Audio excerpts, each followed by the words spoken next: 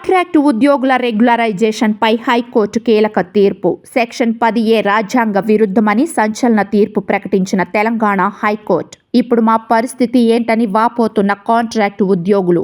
మరి ప్రభుత్వం already regularise చేసిన వారికి ఏం చెప్పబోతోంది? వారి పరిస్థితి ఏంటి? తెలుసుకునే ముందు వీడియోని లైక్ చేసి మా ఛానల్ని సబ్స్క్రైబ్ చేసుకోండి.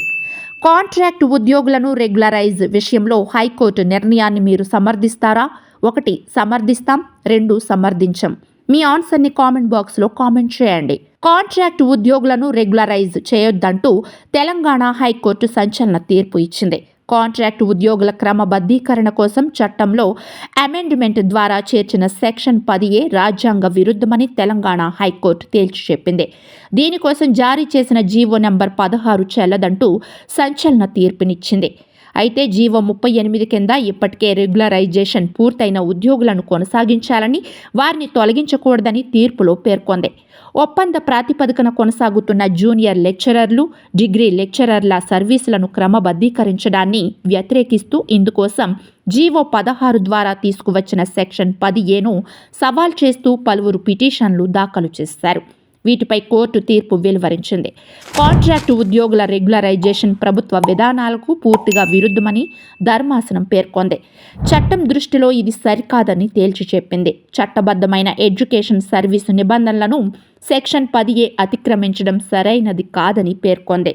ఎడ్యుకేషన్ సర్వీస్ నిబంధనలు సెక్షన్ 10A ద్వారా తీసుకొచ్చిన నిబంధనలు పూర్తిగా భిన్నంగా ఉన్నాయంది. ప్రభుత్వ ఉద్యోగ సర్వీసులకు 2 వేర్వేరు నిబంధనల కింద భిన్నమైన అర్హతలు పెట్టడం సరికాదంది.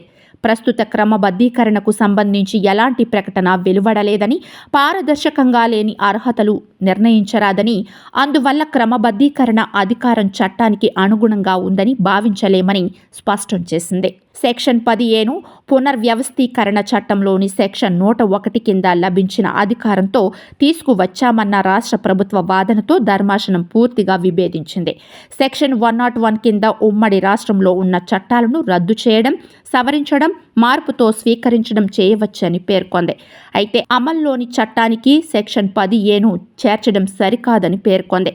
ఎడ్యుకేషన్ సర్వీసు నిబంధనల రద్దు, సవరణలు జరగకుండా సెక్షన్ 10Aతో కొత్త రూల్స్ తీసుకురావడం, సరికొత్త అర్హతలను పెట్టడం సరికాదంది. కాంట్రాక్టు ఉద్యోగుల క్రమబద్ధీకరణకు సంబంధించి దాఖలైన ప్రజా ప్రయోజన వ్యాజ్యాన్ని హైకోర్టు, సుప్రీంకోర్టులు కొట్టివేశాయని, అందువల్ల తేల్చిన అంశంపై తిరిగి విచారణ చేపట్టరాదన్న ప్రతివాదుల వాదనతో ధర్మాసనం విభేదించింది.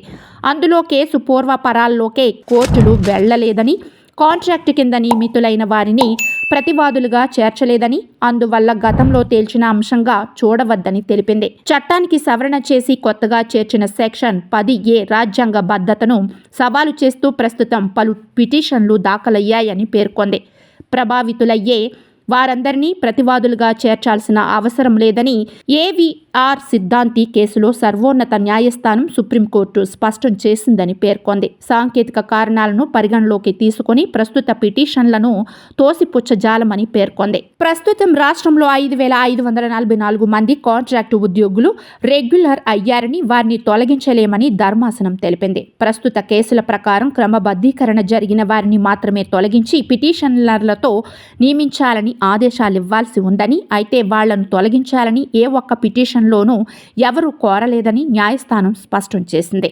చట్టవిరుద్ధమైన నియామకాలు జరిగినప్పుడు నిర్ణీత గడువులోగా నిర్ణయం తీసుకోవాలంటూ MA హమీద్ వర్సెస్ AP కేసులో సుప్రీంకోర్టు పేర్కొందని, ఇక్కడ క్రమబద్ధీకరణ జరిగిన ఉద్యోగులు 2009లో నియమితులయ్యారని, దాదాపు 15 ఏళ్లకు పైగా సర్వీసులో సేవలందించారని తెలిపింది. ఈ దశలో తొలగిస్తే ఆ ఉద్యోగులకు నష్టం వాటిల్లుతుందని పేర్కొంది. రాజ్యాంగంలోని అధికరణ 226 కింద హైకోర్టు విచక్షణాధికారంతో విస్తృత ప్రజా ప్రయోజనాలను దృష్టిలో ఉంచుకొని నిర్ణయం తీసుకోవచ్చని, ఈ నేపథ్యంలో ఇప్పటికే క్రమబద్ధీకరణ జరిగిన ఉద్యోగులను తొలగించరాదని ఆదేశించింది. భవిష్యత్తులో చట్ట ప్రకారం నియామకాలు చేపట్టాలంటూ 40 పేజీలతో కూడిన తీర్పులో పేర్కొంది.